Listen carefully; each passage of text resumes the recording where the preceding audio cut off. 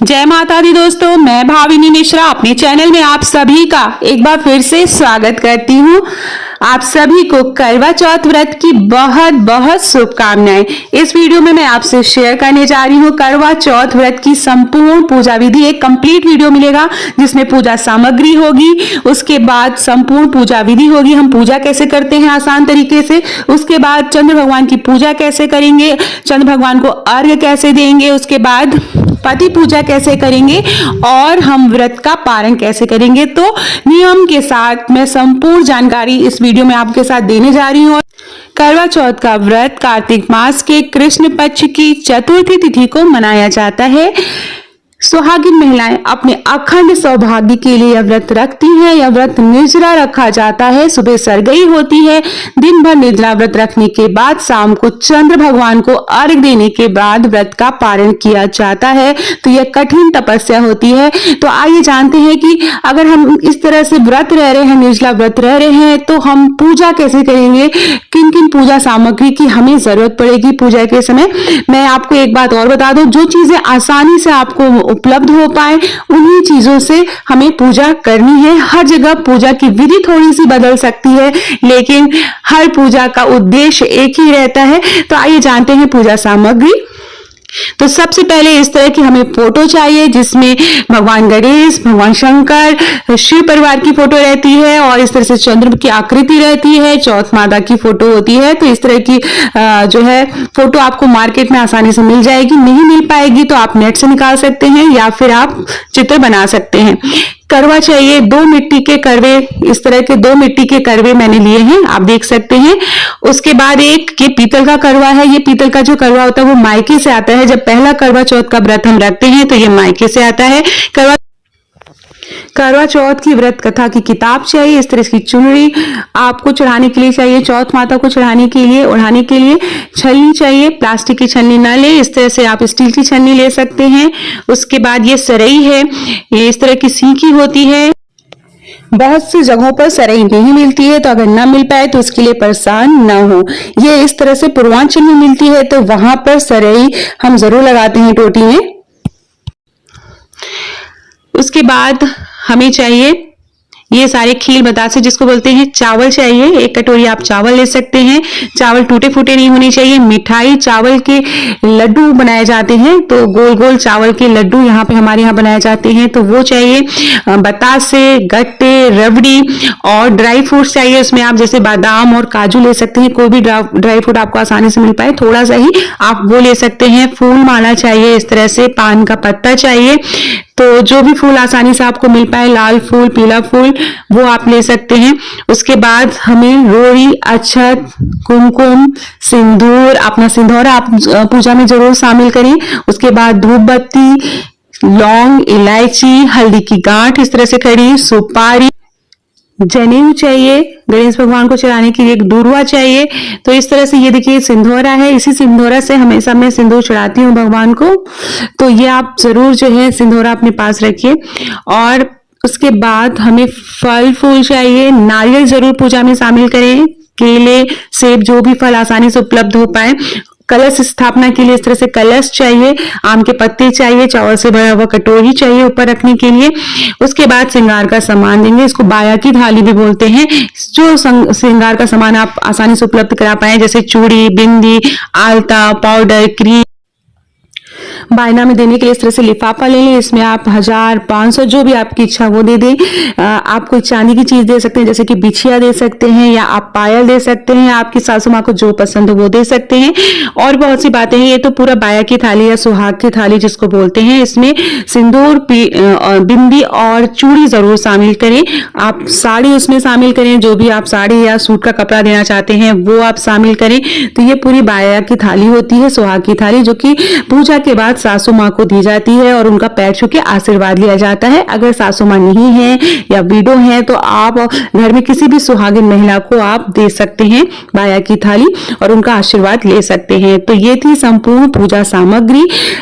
मैं बार बार कहती हूँ अपनी वीडियो में कि अगर जो भी चीजें आसानी से आपको मिल पाए, आपके बजट में हो, वो सारी चीजें आप अपनी पूजा में शामिल करें। जो चीजें नहीं मिल पा रही, सबसे पहले हम तैयारी कर लेते हैं। तो जैसा कि मैंने 2 मिट्टी का करवा लिया है और एक पीतल का करवा लिया है।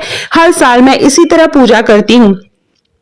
हर करवे में हम जल भरेंगे, मिट्टी वाले करवों में भी जल भरेंगे और पीतल वाले करवे में भी जल भरेंगे। हल्दी कुमकुम डालेंगे, अक्षत डालेंगे, पुष्प डालेंगे, क्योंकि जल जो है वह खाली नहीं रखा जाता है। इसके बाद कुमकुम डालेंगे। तो बहुत से लोग एक करवे में जल और दूसरे करवे में लावा रखते हैं, पूड़ी रखते हैं, ठेकुआ रखते हैं, ड्राई फ्रूट्स भी बहुत से लोग रखते हैं, काजू बादाम रखते हैं। तो अलग अलग जगह अलग अलग प्रथाएं हैं। मैं जिस तरह पूजा करती हूँ वो विधि मैं आपको बता रही हूँ।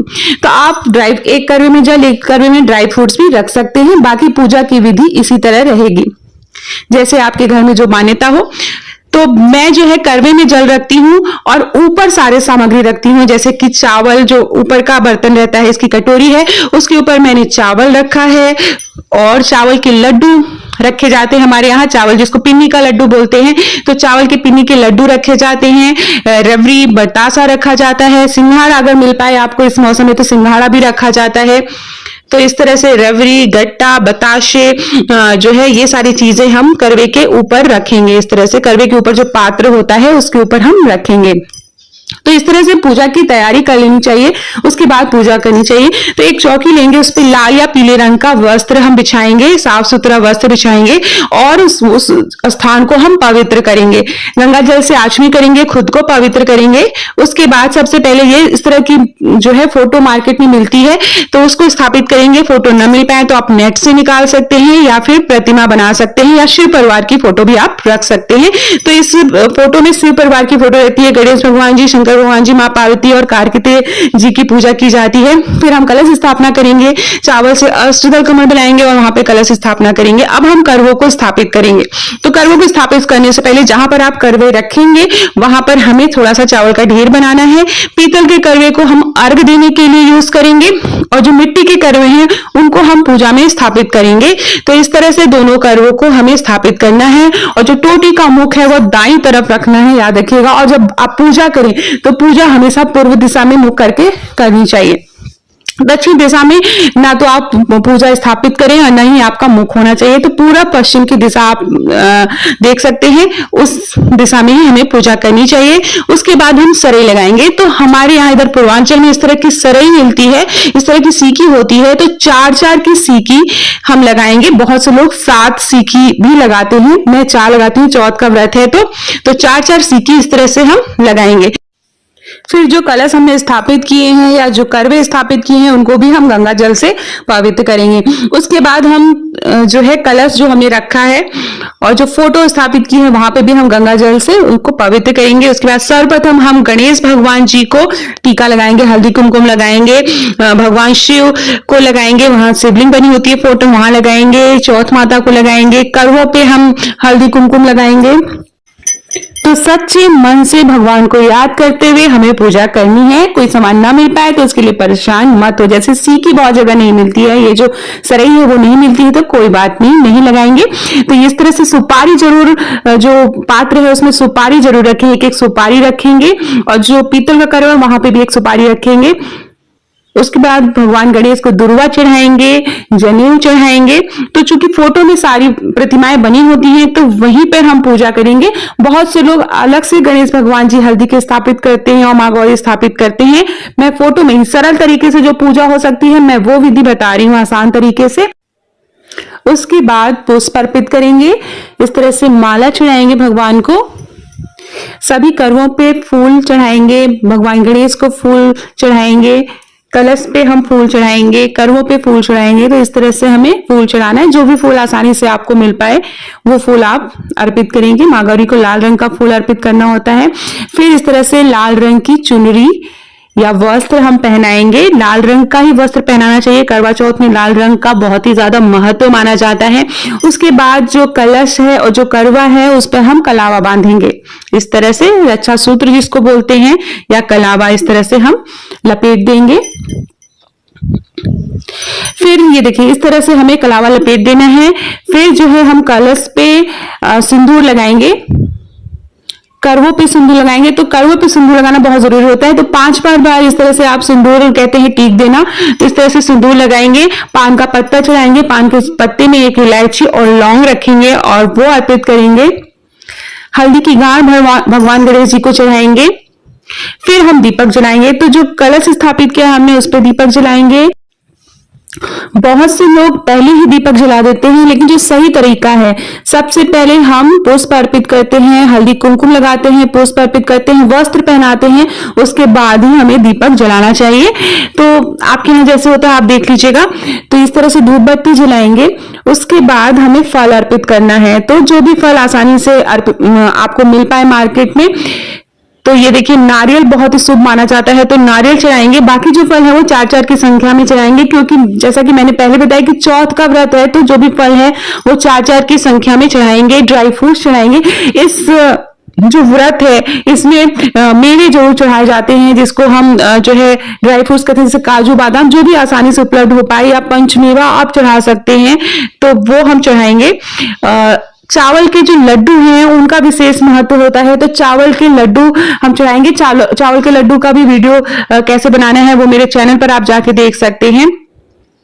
उसके बाद माँ को बिंदी लगाएंगे। ये देखिए जो भी श्रृंगार का आप सामान चढ़ाएंगे उससे हम एक बिंदी लगाएंगे। माँ को चूड़ी जो है वहां पे हम चढ़ा देंगे। फिर हम ये बाया की थाली या सुहाग की थाली वहां पे रखेंगे, वो माँ को चढ़ाएंगे ये इस तरह से। तो ये बाया की थाली या सुहाग की थाली, जिसे पूजा के बाद, पारण करने के बाद व्रत के, सासू माँ को देख के सासू माँ का आशीर्वाद लिया जाता है। और बाया की थाली और सुहाग की थाली से जुड़े हुए बहुत सारी जो सवालों के जवाब है वो मेरे चैनल पे आपको मिल जाएगा। वहां पर एक वीडियो मैंने बनाया है अभी रिसेंटली, आप वहां से देख सकते हैं। तो बाया की थाली में आप चूड़ी, बिंदी, सिंदूर, कपड़ा, ये आलता, महावर, मेहंदी, नेल पॉलिश, जो भी श्रृंगार के सामान आपको आसानी से उपलब्ध हो पाए वो हम चढ़ाएंगे। इसके बाद हमें व्रत कथा पढ़नी होती है। फिर हम सुहाग लेंगे और करवा फेरेंगे। तो ये मैं आगे बताऊंगी कैसे करवा फेरते हैं अकेले आप। तो सबसे पहले हम व्रत कथा पढ़ेंगे। तो साहूकार के बेटे की कथा, 7 बेटों की कथा होती है जिसे पढ़ना होता है। तो वो आप कोई किताब हो वहां से पढ़ सकते हैं, या आप जो है इंटरनेट से आप कथा सुन सकते हैं। तो इस तरह से कथा सुनेंगे। हाथ में पुष्प और अक्षत लेंगे। कथा सुनने के बाद पुष्प और अक्षत अर्पित कर देंगे और फिर हमें जो है करवा फेरना होता है। तो मैं आपको बता दूं, करवा फेरने के लिए कई जगह अलग अलग प्रथाएं हैं। तो जैसे राजस्थान और हरियाणा में काफी महिलाएं एक साथ एकत्र होती हैं, एक ही जगह पूजा करती हैं और वो गोले में बैठ जाती हैं और गोले में थाली फेरती हैं। तो इस तरह से करवा फेरा जाता है। लेकिन अगर आप अकेले पूजा कर रहे हैं तो हम करवा कैसे फेरेंगे उसका मैं तरीका आपको बताऊंगी। तो मैं जिस तरह करवा फेरती हूँ, ये देखिए इस तरह से ये करवा है। तो दाहिना करवा बाएं तरफ और बायां करवा हमें दाहिने तरफ रखना होता है। ऐसा माना जाता है कि एक करवा माँ पार्वती का होता है। तो इस तरह से हमें देखिए क्रॉस हाथ करके हमें करवा फेरना होता है। इस तरह से दाहिना करवा बाईं तरफ और बायां करवा दाहिनी तरफ फेरते हैं। मैं सिर्फ एक बार फेरती हूँ क्योंकि कई सालों से मैं इसी तरह एक बार करवा फेर के पूजा करती आ रही हूँ। क्योंकि कहा जाता है कि जैसा आपने पहली बार पूजा की है ना, वैसे ही हर बार करनी होती है। लेकिन बहुत से लोग 7 बार करवा फेरते हैं। जैसे कि बहुत से लोग जब गोले में बैठ के करवा फेरते हैं तो भी 7 बार करवा फेरते हैं। उसके बाद उन्हें सुहाग लेना रहता है। तो इस तरह से सुहाग मैं कैसे लेती हूँ, 7 बार सिंदूर जो है माँ को चढ़ाती हूँ, गौरी माँ को। और ये देखिए सिंदूरा अपना जरूर लें, जो शादी का सिंदूरा होता है उसी से सुहाग चढ़ाना रहता है। उसके बाद फिर हाथ धो लें और फिर माँ से 7 बार अपने मांग में सिंदूर इस तरह से भरेंगे। 7 बार हमें भरना है। तो बहुत से लोग पूछते हैं कि सुहाग कैसे लेते हैं। बहुत से लोग 5 बार सिंदूर चढ़ाते हैं और 5 बार सुहाग लेते हैं। लेकिन याद रखिए जब आप सुहाग लें तो वापस माँ को सिंदूर जरूर चढ़ाएं। तो इस तरह से पूरी सुहाग लेने की प्रक्रिया पूरी होती है। इसके बाद हाथ धो लें और फिर से माँ गौरा को आप 7 बार सुहाग, देखिए इस तरह से हाथ धो लेना है। ऐसा माना जाता है कि जब आप सुहाग लेते हैं, अपने सिंदूर लगाते हैं मांग में, तो हाथ जूठा हो जाता है। तो फिर से हाथ धोना है और इस तरह से फिर से 7 बार माँ को सिंदूर चढ़ाना है। तो ये इस तरह से सुहाग लिया जाता है। बहुत से लोग 3 बार लेते हैं, बहुत से लोग 5 बार लेते हैं। मैं 7 बार लेती हूँ। मैं जैसे करती हूँ मैं एकदम वैसे ही आपको विधि बता रही हूँ। उसके बाद इस तरह से हाथ में पुष्प लेंगे, भजन कीर्तन करेंगे। आप भजन कीर्तन कर सकते हैं, करवा चौथ के गाने गा सकते हैं, आप जो है नेट से देख सकते हैं, वहां से गाने गा सकते हैं। उसके बाद हमें अंत में क्षमा प्रार्थना करनी है, इस तरह से हाथ जोड़ के माँ से विनती करनी है कि हमारा सुहाग बनाए रखिएगा और हमसे कोई भी भूल चूक हुई हो तो हमें माफ करिएगा माँ, कोई भी गलती हो गई हो तो उसे माफ करिएगा। इसके बाद हमें चंद्र उदय का इंतजार करना है। तो आगे मैं बताऊंगी कि चंद्र भगवान की पूजा कैसे करनी है और चंद्र भगवान को अर्घ्य कैसे देना है, चंद्रमा में चांद कैसे देखना है, किसको पहले देखना है और पति की पूजा कैसे करनी है और पारण कैसे करेंगे। तो ये सारी जानकारी मैं आगे आपको दूंगी। अब जो पीतल का करवा हमने रखा था उससे हमें चंद्र भगवान को अर्घ्य देना है, तो पूजा में रखेंगे। तो आपको चंद्र भगवान की पूजा देखिए इस तरह से, जैसे चंद्रोदय होगा तो चंद्र भगवान को चलनी में पहले देखना है और अभी पति को नहीं देखना है, अभी चंद्र भगवान को देखेंगे चलनी में, उसके बाद चंद्र भगवान की हम पूजा करेंगे। इस तरह से एक थाली ले लेंगे, गोल आकृति बनाएंगे, उस पे हम जो है चंदन चढ़ाएंगे, सफेद चंदन अगर मिल पाए, वस्त्र चढ़ाएंगे, पीले या सफेद रंग का वस्त्र आप चढ़ा सकते हैं, हल्दी कुमकुम अक्षत चढ़ाएंगे, फल चढ़ाएंगे, जो भी मिठाई आप भोग में आपने बनाई है सफेद रंग की मिठाई चढ़ाएंगे, दीपक जलाएंगे। तो इस तरह से भगवान की हमें पूजा करनी है और उसके बाद हमें अर्घ देना है। तो अर्घ देने का देखिए तरीका ये होता है कि इस तरह से अर्घ दिया जाता है, लेकिन हमारे यहाँ अर्घ देने का तरीका थोड़ा अलग है। अपने बाल को लेके सराय के साथ जोड़ते हुए इस तरह से एक पहली बार घूमना है, फिर अर्घ देना है। तो इसकी प्रक्रिया 4 बार करनी होती है क्योंकि चौथ है जैसा कि मैंने बताया। तो इस तरह से हाथ में बाल गीला करते हुए सराय एक साथ में लेके इस तरह से हमें 4 बार फेरा करना है और 4 बार भगवान को अर्घ देना है। फाइनली जब चौथे बार आप अर्घ दें तो पूरा जो जल है वो भगवान को अर्पित कर दें। आप चाहें तो जल को किसी पात्र में एकत्र कर लें और फिर बाद में साफ सुथरी जगह आप उस जल को डाल सकते हैं। फिर से आपको चलनी में चांद देखना है, चलनी में चांद देखने के बाद अब आपको पति को देखना है। इस तरह से चल्ली में देखते हुए इस तरह से चल्ली में आप दिया जला सकते हैं, बहुत से लोग 4 दीपक जलाते हैं। तो इस तरह से हमें फिर पति को देखना है। तो ये जो है पूरा जो है प्रक्रिया है, इस तरह से हमें करनी है। ये देखिए, फिर उसके बाद हमें पति पूजन करना होता है। तो तिलक लगाएंगे। तिलक हमेशा देखिए बहुत से लोग भगवान को जिस हाथ से तिलक लगाते हैं उसी हाथ से पति को भी लगाते हैं, लेकिन तिलक लगाने का तरीका मैं बताऊंगी। अंगूठे से तिलक लगाया जाता है, इस तरह से बीच की उंगली लेते हुए इस तरह से अंगूठे से हम तिलक लगाएंगे। उसके बाद आरती करेंगे। फिर जो भी मीठा आपने रखा है थाली में, सबसे पहले जो है पति को मीठा खिलाकर पानी पिलाया जाता है क्योंकि उनके लिए ही सारा व्रत है। तो पहले उनकी सेवा करेंगे, फिर हम पारण करेंगे व्रत का। तो उसके बाद हम आशीर्वाद लेंगे। ये देखिए मीठा खिलाएंगे और फिर आशीर्वाद लेंगे। उसके बाद फिर इस तरह से हमें व्रत का पारण करना है, पति के हाथों से जल पीना है। बहुत से लोग बोलते हैं पति बहुत दूर रह रहे हैं कहीं, तो कैसे करें? तो आप ये प्रक्रिया आप मोबाइल पे फोटो देख के कर सकते हैं या ऑनलाइन फोटो आप करके पूजा कर सकते हैं। तो ये थी संपूर्ण पूजा विधि। तो आपको वीडियो कैसा लगा कमेंट बॉक्स में जरूर बताइएगा। कोई क्वेश्चन हो तो जरूर पूछिए।